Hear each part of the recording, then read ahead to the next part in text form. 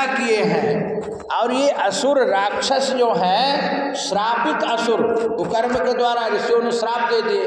आज देखो ऋषि श्राप भी दे देते थे और उद्धार का कारण भी बताते, तेरा इससे उद्धार हो जाएगा। तो इनका उद्धार हुआ है, यही दशम स्कंद है।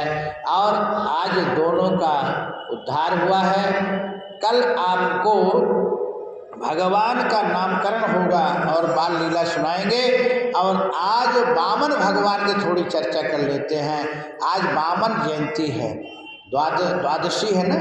वामन भगवान का आज जन्म हुआ था, भाद्रपद शुक्ल पक्ष द्वादशी तिथि। तो महाराज ये वामन भगवान जो हैं तो ये सतयुग के हैं।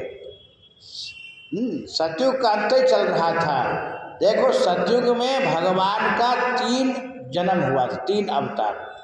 एक तो वराह भगवान हुए, दूसरा नरसिंह भगवान हुए, तीसरा कच्छप हुए और चौथा मीन मत्स्य अवतार। इतने अवतार हुए। तो वामन भगवान का अवतार कब हुआ? देखो कश्यप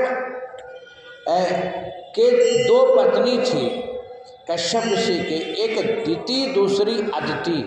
तो दिति जो है दैत्यों की माँ है और अदिति देवताओं की माँ है।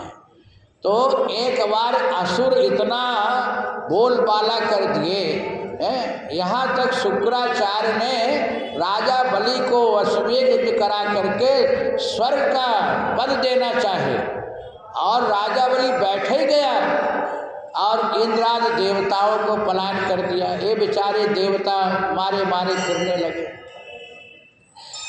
तब अदिति को पता चला मेरे बेटे तो मारे मारे फिर रहे हैं। तो अदिति बेचारी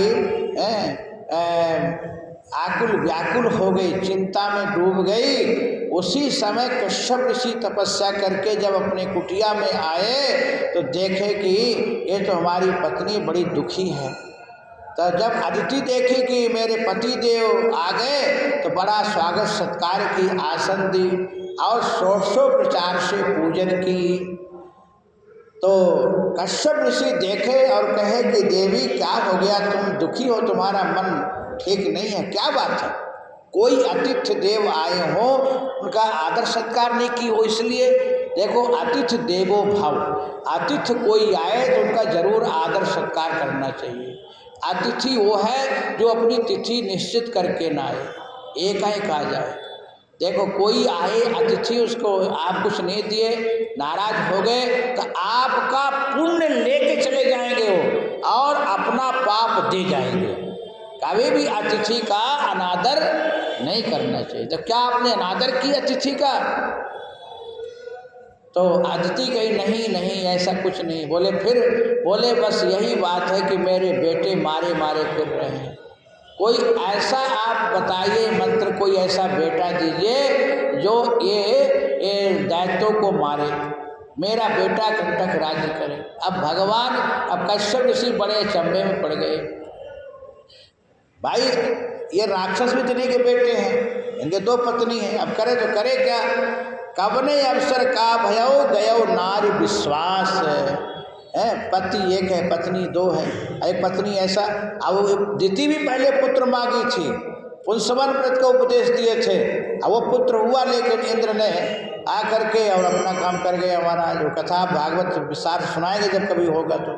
और ये महाराज तो अब कश्यप ऋषि कहे देवी तुम पुत्र चाहती हो तो तुमको मैं एक पुत्र बता रहा हूँ, वो उपदेश पयोव्रत, आप पयोव्रत का पालन करेंगी। पयोव्रत मतलब है दूध का केवल आहार लेना है।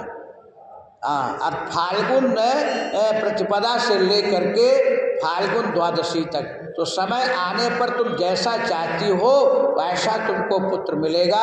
तो ये पयोव्रत का उपदेश ग्रहण की, मंत्र जाप की, उपासना की। तो